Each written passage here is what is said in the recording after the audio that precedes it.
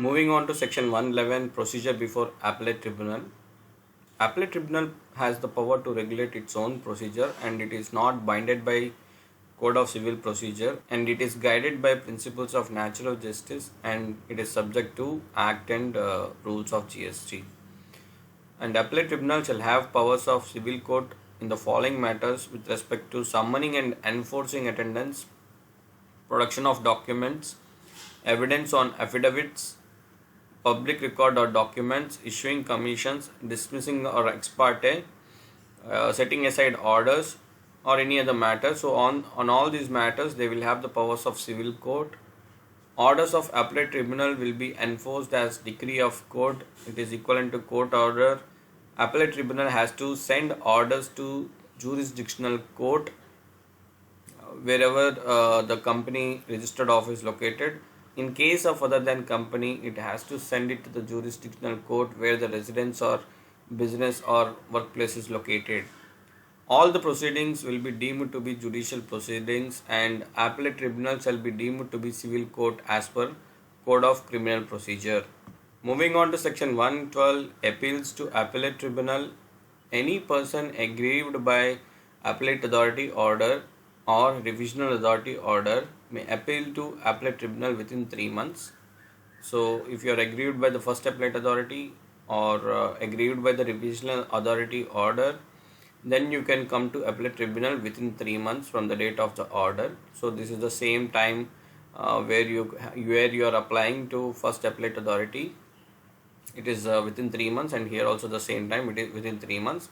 Here the appellate tribunal can refuse to admit the appeal where tax involved is less than or equal to 50,000 rupees. And commissioner may call and examine appellate authority or revisional authority order, direct a subordinate to file appeal within 6 months. So for the departmental appeal, they can file the appeal within 6 months from the date of appellate authority order or revisional authority order, and for the SSCs it is 3 months.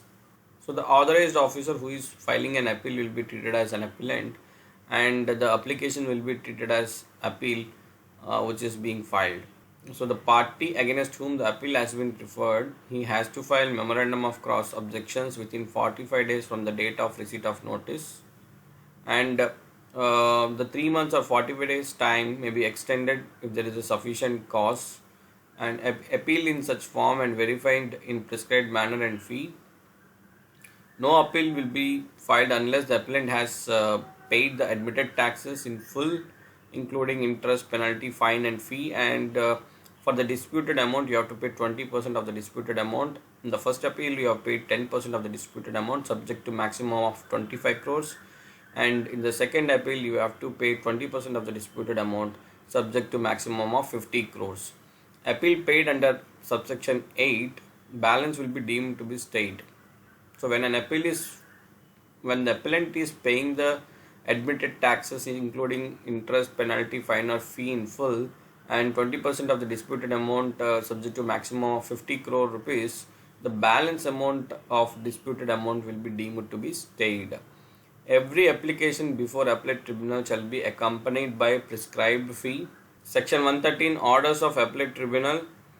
Appellate tribunal, after giving opportunity of being heard, they will pass the orders confirming, modifying or annulling, or they can refer the case back to appellate authority or revisional authority or adjudicating authority. So they can either confirm, they can modify, they can annul or cancel, or even they can refer the case back to the appellate authority or revisional authority or even adjudicating authority also. The appellate tribunal on sufficient cause can adjourn the hearing for a maximum of 3 times. Appellate tribunal may amend its order within 3 months if there is any error apparent on the face of the record, and if it enhances the liability of the SSC, then they have to provide an opportunity of being heard to the SSC, and they have to hear and decide an appeal within 1 year of filing, and the copy of order has to be sent to all the relevant people. Orders passed by appellate tribunal shall be final and it is binding unless an appeal is preferred to High Court or Supreme Court. Section 114, financial and administrative powers of President.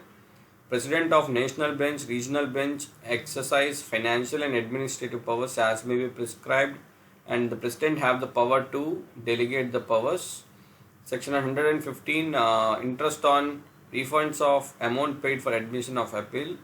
So amount paid during the appeal, whether it is 10% or 20%, it will be required to refund based on the order of appellate authority or appellate tribunal. So once they pass an order saying that the amount is refundable, then the pre-deposit which has been paid also has to be refunded, and the interest will be as per section 56. Section 116, appearance by authorized representative. You can appear personally or by an authorized representative except in case of summons which requires you to personally appear for examination on oath, and your authorized representative can be your relative or regular employee, or he can be your advocate, or he can be a chartered accountant or CS or CMA who is in practice, or he can be retired officer of the Central Tax Department, not below Group B for 2 years, and he is not entitled for 1 year after retirement or resignations.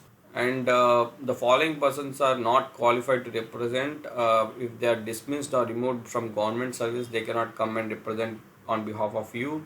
And if they are convicted for an offence, they cannot represent you.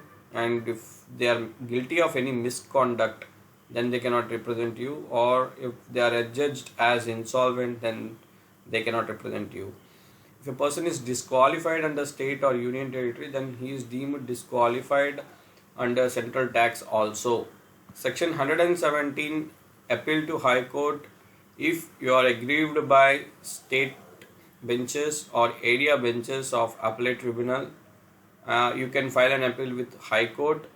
Obviously, if you are aggrieved by national benches of appellate tribunal, you should not come to High Court. You can directly file an appeal in Supreme Court. But if you are aggrieved by state or area benches of appellate tribunal, then you can prefer an appeal with High Court, and High Court may admit if it involves substantial question of law. If it is mere a question of fact, they will not entertain your appeal. They will only entertain if it is involving a question of law, and you have to file the appeal within 180 days from the date of order of a state or area benches of appellate tribunal orders, and on sufficient cause the time period can be extended. High Court has to formulate a question, and appeal shall be heard only on the question formulated, and High Court has the power to hear any other question of law which is not formulated, but they have to focus on the question, and they shall hear the parties only on the question formulated, and they have the power to hear any other question of law which is not formulated also if they decide to.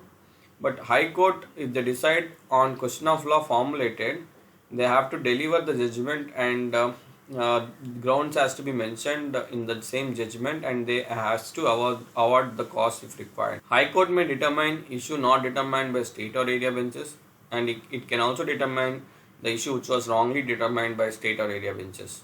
And bench of High Court will not be less than 2 judges, and majority of the opinion will be taken into consideration for passing the order. If there is no majority, one or more other judges of High Court will be considered, and after considering them, the majority has to be decided. The effect of the judgment will be based on the certified copy of the judgment only. Code of Civil Procedure 1908 pertaining to the High Court procedure will apply in this case. Section 118, appeal to Supreme Court. You can appeal to Supreme Court if you are aggrieved by national or regional benches of appellate tribunal, or if you are aggrieved by High Court orders. And Code of Civil Procedure 1908 pertaining to Supreme Court procedure will apply, and if Supreme Court varies or reverses High Court judgment, effect shall be given to the order of Supreme Court only. So Supreme Court order is final, and you have to give the effect according to the Supreme Court order. Section 119, sums due to be paid notwithstanding appeal, etc. So notwithstanding appeal to High Court or Supreme Court, all the sums due to the government as per the orders of appellate tribunal or High Court is payable. You have to pay it. Once the appellate tribunal is against you, you have to deposit all the dues, and once the High Court is also against you, you have to deposit all the dues. Section 120, appeal not to be filed in certain cases. Section 120, appeals not to be filed in certain cases. Board on the recommendations of council will fix the monetary limits. Once the monetary limits are fixed and if the case is below that limit, then they will not, central tax department will not file any appeals. And just because it is not filed, it shall not preclude filing appeal in any other case. Any other case, if the matter is above the monetary limit, definitely they can file the appeal. Just because in one particular case they are not filing an appeal because of the monetary limit fixed by the board, it does not preclude them from filing an appeal in any other case. And other party in the appeal shall not contend that officer has accepted the decision or dispute.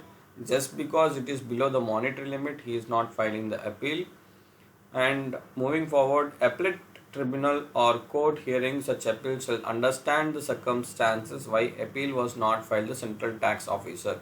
So if some appellate tribunal or court hearing such appeal, they should understand the circumstances why appeal was not filed by the central tax officer. It is not filed because of the monetary limits fixed by the board on the recommendations of the council. That should be acknowledged by the appellate tribunal or court.